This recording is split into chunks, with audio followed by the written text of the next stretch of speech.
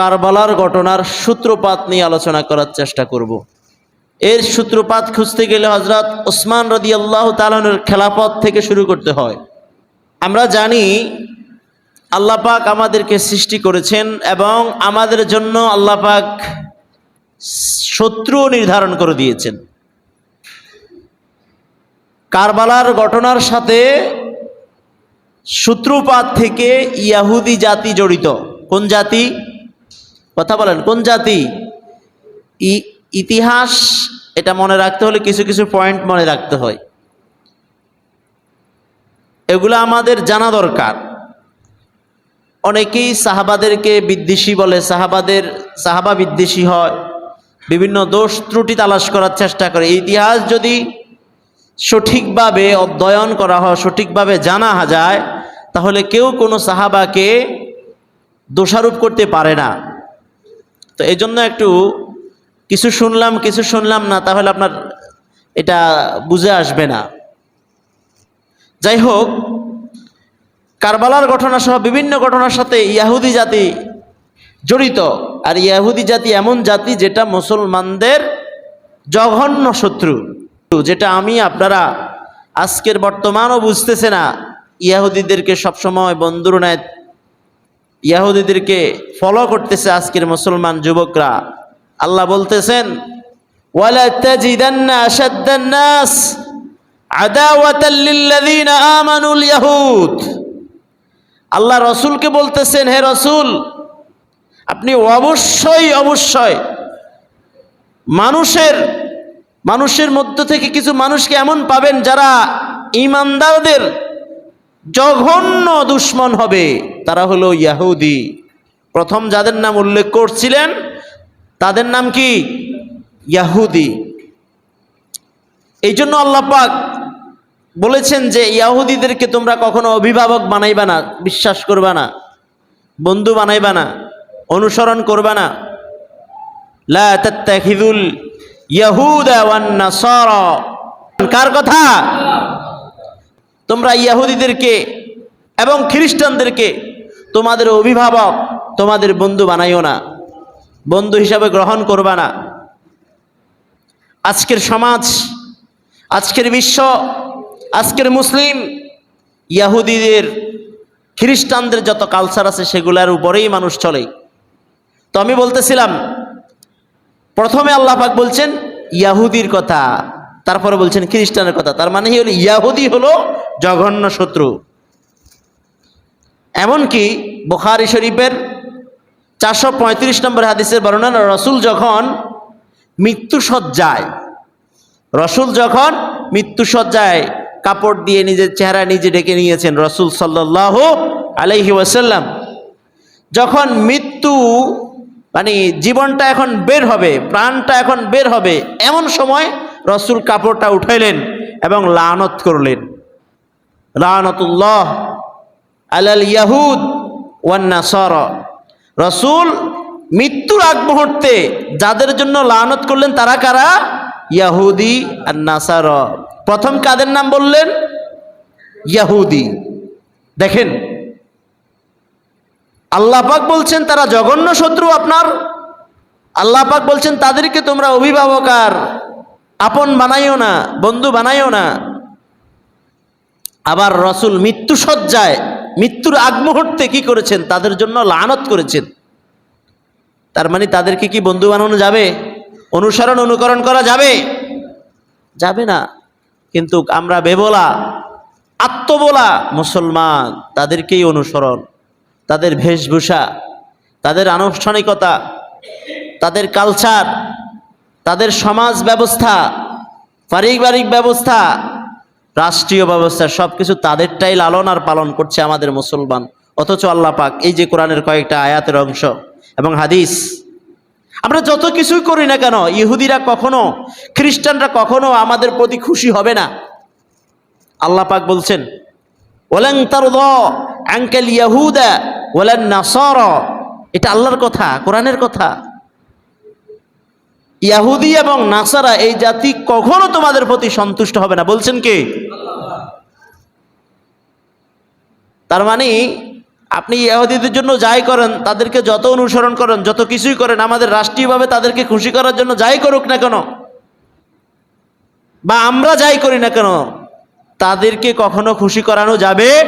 তারা খুশি হবে না কতক্ষণ না, আল্লাহ বলছেন তারপরে হাত্তা তাত্তাবিআ মিল্লাতাহুম, যতক্ষণ না তোমরা তাদের ধর্ম গ্রহণ করবা। অর্থাৎ তোমরা যখন ইহুদি হইবে তখন তারা খুশি হবে। তার মানে তোমরা যত কিছুই করো, ইহুদি খ্রিস্টান এরা খুশি নয় যতক্ষণ না তোমরা ইহুদি না হও। তাহলে এই আয়াত আল্লাহ পাক সর্বপ্রথম ওয়ালা তাজিদান্না আহরাসান, এই আয়াত আল্লাহ পাক সর্বপ্রথম কাদের নাম বলছেন? ইহুদিদের কথা। তার মানে এই কয়েকটা হাদিস এবং কয়েকটা আয়াত অংশ থেকে আমরা বুঝতে পারি যে ইহুদিরা হলো আমাদের জঘন্য শত্রু, তাদেরকে বন্ধু আর অভিভাবক বানানো যাবে না, তারা আমাদের প্রতি কখনো সন্তুষ্ট হবে না। এই ইহুদি জাতীয় মুসলমানদেরকে ষড়যন্ত্র আর চক্রান্ত করে কি করেছিল? বিভক্ত করেছিল।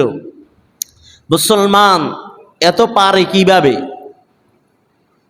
হযরত ওমর ফারুক রাদিয়াল্লাহু তাআলা আনহু ইটের উপর মাথা রেখে শোয়, ইটের উপর শুয়ে অর্ধজাহান কিভাবে পরিচালনা করে, কেমনে পারে মুসলমান? এটা ইহুদিদের বরদাস্ত হয় না। ইহুদি জাতিকে রাসূলুল্লাহ সাল্লাল্লাহু আলাইহি ওয়াসাল্লাম কি করেছিলেন? মদিনা থেকে বের করে দিয়েছেন, খাইবারে চলে গিয়েছে। ওমর ফারুক রাদিয়াল্লাহু তাআলা আনহুর জামানায়ও তারা যখন বিভিন্ন শত্রুতামি, বিভিন্ন ষড়যন্ত্র করতেছিল, তাদেরকে একেবারে আরব থেকে বের করে দিয়েছিল।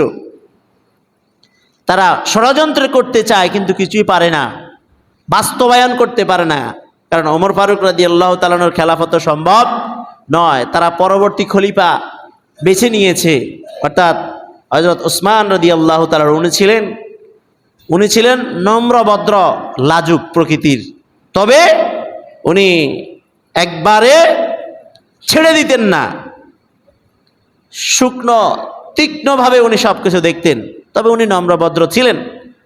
এই জন্য তারা ইহুদিরা ওসমান রাদিয়াল্লাহু তাআলা আনহুর খেলাফত সময়ে তারা কিছু একটা করবে, ষড়যন্ত্র বাস্তবায়ন করার জন্য নির্ধারণ করলো। ওসমান রাদিয়াল্লাহু তাআলা আনহু যখন খলিফা হলেন, ইহুদিদেরকে তো রাসূল সাল্লাল্লাহু আলাইহি ওয়াসাল্লাম বের করে দিয়েছেন, ওমর ফারুক রাদিয়াল্লাহু তাআলা আনহু বের করে দিয়েছেন। তারা একটা ক্ষোভ যে মুসলমানরা তো আমাদেরকে কোথাও থাকতে দিচ্ছে না, তাদেরকে কিছু একটা করতে হবে, কিন্তু কিছুই করতে পারে না। শেষমেশ উসমান রাদিয়াল্লাহু তাআলা আনহুর খেলাফত যখন চলছে, তখন ইয়ামান থেকে, ইয়ামানের সনআয় একজন ইহুদি ছিল আব্দুল্লাহ ইবনে সাবা।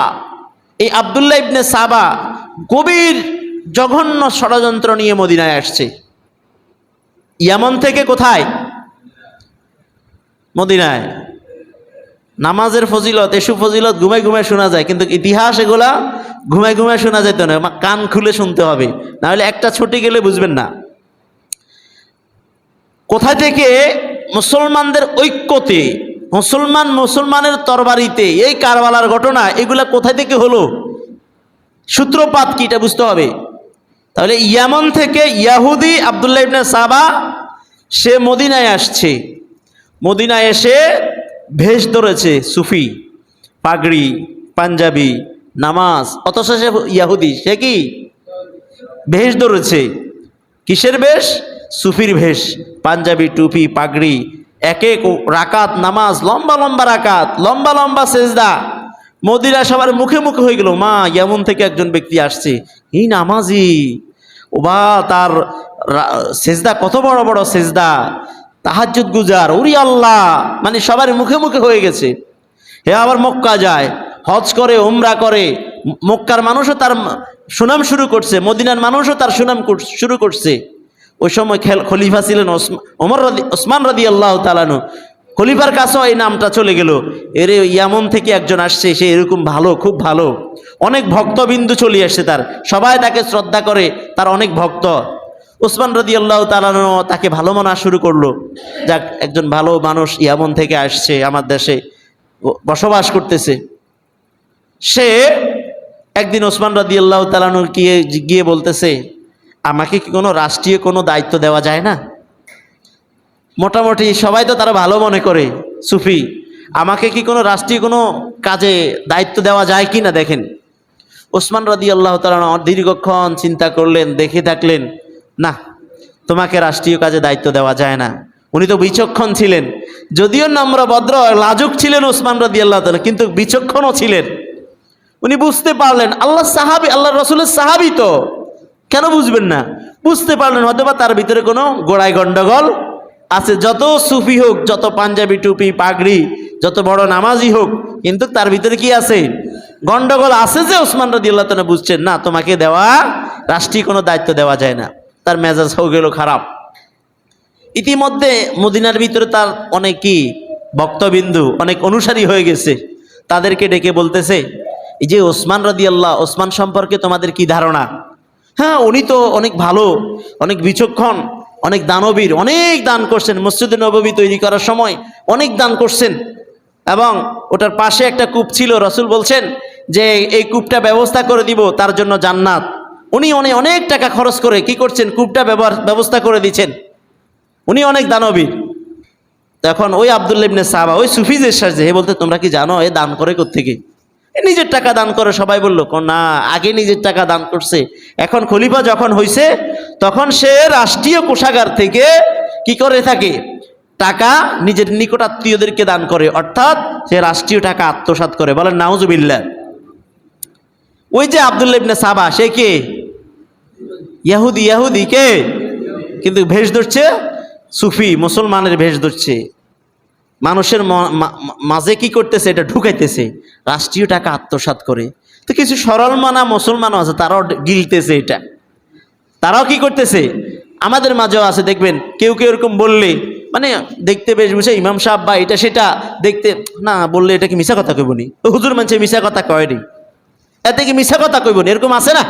কি বলেন আপনারা? তো মনে করেন এতে মিশা কথা কইতে পারেনি। ও আব্দুল্লাহ ইবনে সাবার গোষ্ঠীও আছে আমাদের দেশে, এরা কি মিশা কথা বলতে পারেনি, যেন কিছু মানুষ বিশ্বাস করে নিতেছে।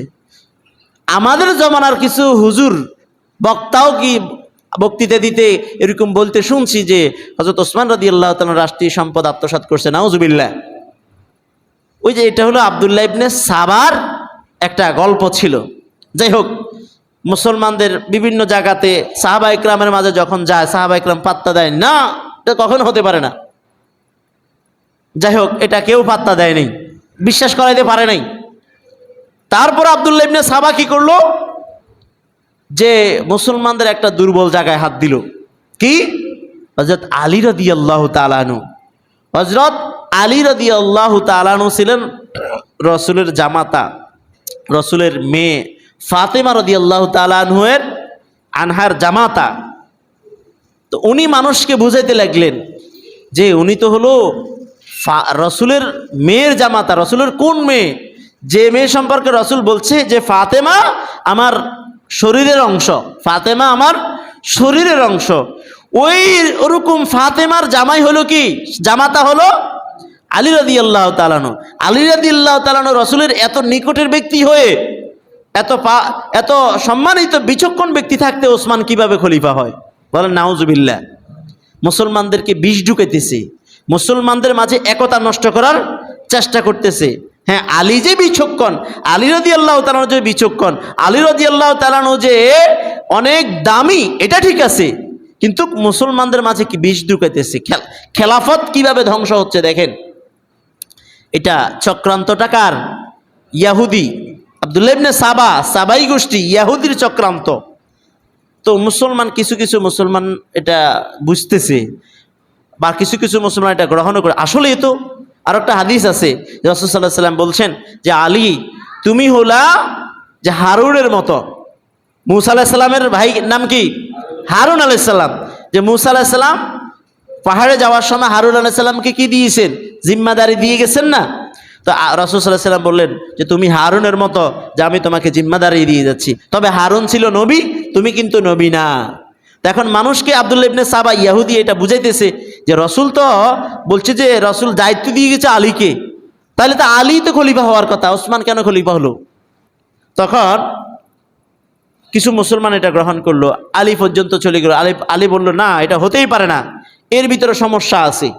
আলী ওসমান রাদিয়াল্লাহু তাআলা আনহুমা ওনারা যে এই আব্দুল্লাহ ইবনে সাবাকে মদিনা থেকে বের করে দিয়েছে, তার এই যে ষড়যন্ত্রগুলা বুঝে তাকে মদিনা থেকে বের করে দিয়েছে, সে চলে গেল বসরায়। কোথায় গেল? আসছে কোথায় থেকে? ইয়ামান, বুঝবেন, আসছে কোথায় থেকে? কোথায় আসছে? মদিনায়। মদিনায় তার ষড়যন্ত্রগুলো বুঝার কারণে তাকে বের করে দেওয়ার পর গেল কোথায়? বসরায়।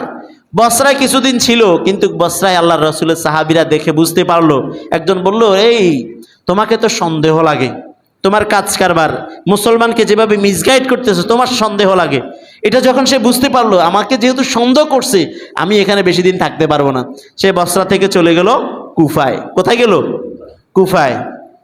কুফায় আবার হযরত ওসমান রাদিয়াল্লাহু তাআলার তো খেলাফত চলে। ওসমান রাদিয়াল্লাহু তাআলা আনহুর বিদ্বেষী কিছু মানুষ ছিল, অর্থাৎ ওসমান রাদিয়াল্লাহু তাআলার খেলাফতকে পছন্দ করতেন না কিছু মানুষ কুফায় আছে।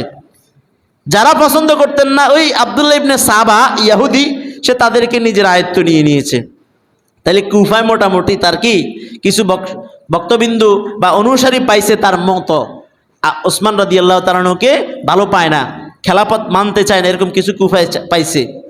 কিন্তু কুফায় যে গভর্নর ছিল, তিনি তো ওসমান রাদিয়াল্লাহু তাআলার গভর্নর। তিনি যখন শুনতে পেলেন, তিনি তাকে বাইর করে দিলেন কুফা থেকে। কুফা থেকে বের করার পরে ওই আব্দুল্লাহ ইবনে সাবা চলে গেল দামেস্কে। দামেস্কের আবার গভর্নর ছিল আমিরে মুআবিয়া রাদিয়াল্লাহু তাআলা আনহু। সে এভাবে মানুষকে আবার মিসগাইড করতেছে, ভুল বুঝাইতেছে। রাসূলের সাহাবী আবু দারদা রাদিয়াল্লাহু তাআলা আনহুর সাথে সাক্ষাৎ, আবু দারদাকে ওভাবে বুঝাইতেছে। আবু দারদা বলতেছে, তোমাকে ইহুদি ইহুদি মনে হয়, তবে আমি পুরো বলতে পারতেছি না। রাসূলের সাহাবী কেমন বিচক্ষণ, তোমার কার্যালাপে তোমার কথাবার্তায় মনে হয় না তুমি ইহুদি ইহুদি। আবু দারদা রাদিয়াল্লাহু তাআলা আনহু গভর্নর আমিরে মুআবিয়ার কাছে এই আব্দুল্লাহ ইবনে সাবা ইহুদিকে নিয়ে গেল, বলতেছে একে আমাকে সন্দেহ লাগে। আমিরে মুআবিয়া বলল, অবস্থা খারাপ হওয়ার আগে, ফিটের চামড়া উঠার আগে আগে এলাকা ত্যাগ করো, দামেস্ক থেকে চলে যাও। সে দামেস্ক থেকে চলে গেল মিশর। মিশরে গিয়ে তার মিশন সাকসেস করার চেষ্টা করতেছে, কারণ মিশরে ওসমান রাদিয়াল্লাহু তাআলা আনহুর যে গভর্নর ছিল, ওই গভর্নরকে মিশরের কিছু মানুষ ভালো পায় না। ওই যারা ভালো পায় না তাদেরকে সে কি করতেছে, আয়ত্ত করলো। আয়ত্ত করে বিশাল একটা জামাত সে তৈরি করলো ওসমান রাদিয়াল্লাহু তাআলা আনহুর বিরুদ্ধে। সে দীর্ঘদিন থেকে মিশর থেকে একটা জামাত তৈরি করে ওসমান রাদিয়াল্লাহু তাআলার বিপক্ষে তৈরি করে।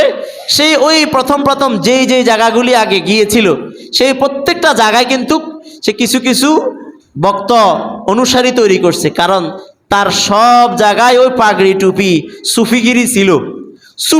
সুফিগিরি ছাড়ে নাই, বেশভূষা কি ছাড়ে নাই। মিশর থেকে একটা জামাত নিয়ে সে দামেস্কে আসলো। ওই দামেস্কে কিছু তার ভক্তবিন্দু সেগুলারে লইল, বসরায় আসলো, বসরা থেকে সেগুলারে কিছু নিল, কুফায় আসলো, কুফা থেকে কিছু নিল, নিয়ে আবার সে মদিনায় আসলো। মদিনায় আসে পরামর্শ করলো যে ওসমান রাদিয়াল্লাহু তাআলা আনহু যখন খুতবা দিবে, জুমার খুতবা দিবে, তখন তোমরা মসজিদের এই কোনায় থাকবা, তোমরা কিছু মসজিদের এই কোনায় থাকবা, বিভিন্ন জায়গায় ছড়িয়ে ছিটিয়ে থাকবা।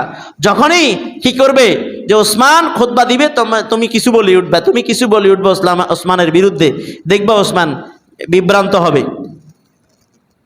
বর্তমানেও আছে, মসজিদে আসলে কিছু এই কোনাত কিছু সেই কোনাত বিভিন্ন বিভ্রান্ত করার চেষ্টা করে। যাই হোক, ওসমান রাদিয়াল্লাহু তাআলা খুতবা দিচ্ছেন, এমতো অবস্থায় মসজিদের এই কোনা থেকে কিছু, ওই কোনা থেকে, এখান থেকে সেখান থেকে ওসমান রাদিয়াল্লাহু তাআলা দেখলেন, আহা, মুসলমান জাতি আমার বিরুদ্ধে আচরণ করতেছে, কি হয়ে গেল মুসলমান? ওসমান বুঝলেন, ওসমান রাদিয়াল্লাহু তাআলা বুঝতে পারলেন যে মিশর থেকে যে বড় একটা জামাত আসছে, তারা ষড়যন্ত্র করতেছে। ওসমান রাদিয়াল্লাহু তাআলা আনহু বেহুশ হয়ে গেলেন। বেহুশ হওয়ার পরে ওসমান রাদিয়াল্লাহু তাআলা, নামাজ শেষে ওসমান রাদিয়াল্লাহু তাআলা আনহুকে বাসভবনে ঢুকবেলেন, নিজের বাসভবনে চলে গেলেন। ওই যে বিশাল একটা জামাত, অনেক মানুষ, ইহুদি সাবাই গোষ্ঠী, তারা ওসমান রাদিয়াল্লাহু তাআলা আনহুর বাসভবন ঘেরাও করলো। এমন সময় অনেক রাসূলের সাহাবী ছিলেন, আলী রাদিয়াল্লাহু তাআলা আনহু, আয়েশা সিদ্দিকা রাদিয়াল্লাহু, সবাই ছিলেন। কিন্তু ওই সময়টা ছিল হজের মৌসুম, সবাই হজে চলে গেলেন। এটাকে তারা কাজে লাগিয়েছে। হজের মৌসুম ছিল, সবাই হজে চলে গেলেন। এবং আলী রাদিয়াল্লাহু তাআলা আনহু সহ অসংখ্য সাহাবী, ওনারা বললেন, যারা ছিলেন, যে আপনি আমাদেরকে ওসমান রাদিয়াল্লাহু তাআলার কাছে বললেন আপনি আমাদেরকে অনুমতি দেন এদেরকে শেষ করে দিই। ওসমান রাদিয়াল্লাহু তাআলা বললেন, দেখেন আল্লাহর রসুলের এই জমিনে মদিনায় আমার কারণে রক্ত ঝরবে, মুসলমানের রক্ত মুসলমানের তরবারি দ্বারা আঘাত হবে, এটা আমি মানতে রাজি নাই। কারণ সাবাই গোষ্ঠী, আব্দুল্লাহ ইবনে সাবার গোষ্ঠীর ভিতরে কিছু নিরীহ মুসলমানও আছে, বুঝছেন? কারণ যদি তরবারি উঠায় তারাও তো ধ্বংস হবে, তারাও তো মৃত্যুবরণ করবে, শাহাদাত হবে। এই জন্য উনি চান নাই। না হলে আলী রাদিয়াল্লাহু তাআলা আনহু সহ অন্যান্য সাহাবী যারা ছিলেন তারা তাদেরকে শেষ করে দিত। ওসমান রাদিয়াল্লাহু তাআলা আনহুর কারণে ওনারা কি করে নাই, যে শেষ করে নাই। যাই হোক, আমরা বিষয়টা আগামী জুমা আবার আলোচনা করার চেষ্টা করব ইনশাল্লাহ। আল্লাহ পাক আমাদেরকে যে খেলাফত যেটা ছিল এবং রাসূল সাল্লাল্লাহু আলাইহি সাল্লামের সাহাবা ইকরাম বিশুদ্ধ, ওনাদের কোনো দোষ ত্রুটি নিয়ে আলোচনা যারা করবে তারা আসলে রসুলের খাঁটি উম্মত হতে পারে না। ইতিহাসগুলো যদি আমরা ভালোভাবে বুঝি তাহলে সাহাবা ইকরামের বিদ্বেষ দোষ তালাশ করতে পারবে না। আর এইখান থেকে কিন্তু কারবালার ঘটনা, যে আমি সূত্রপাতটা টানছি, কারবালার ঘটনা এই ইহুদি চক্র থেকে হয়েছিল। যাই হোক, আমরা আগামী জুমা আলোচনা করব।